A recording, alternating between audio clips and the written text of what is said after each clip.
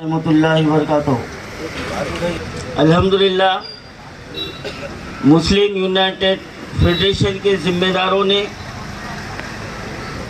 ملت میں پھیلے ہوئے ایک ایسا ناسور جس سے تمام ملت اور قومیں برباد ہو رہی ہے، اور یہ تاریخ بھی شاہد ہے کہ جس قوم میں یہ تین ناسور ہوتے ہیں وہ قوم کبھی بھی ترقی نہیں کر سکتی، کبھی ترقی نہیں کر سکتی۔ اور میں آپ کو ایک حدیث شریف سناتا ہوں، اور یہ حدیث شریف کسی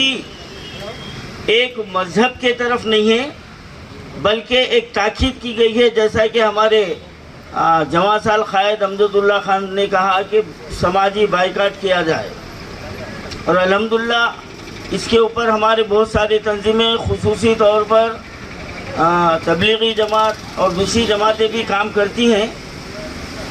کہ حدیث شریف ہے کہ اگر تم کسی کو شریعت مطہرہ اور سنت نبوی سے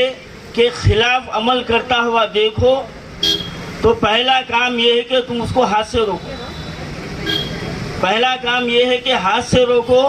اگر تم میں ہاتھ سے روکنے کی صلاحیت نہیں ہے تو زبان سے بول کر روکو، اگر وہ بھی صلاحیت نہیں ہے تو کم از کم اس کو دل میں برا سمجھو۔ یہ تین ایمان کے درجے بتائے گئے ہیں، یہ تین درجے بتائے گئے ہیں۔ اب یہاں پر ہاتھ سے روکنے کا تو سوال ہی پیدا نہیں ہوتا، اگر طاقت بھی ہے تو آپ نہیں روک سکتے کیونکہ جمہوریت ہے۔ اب دوسری بات زبان سے، اب حال یہ ہے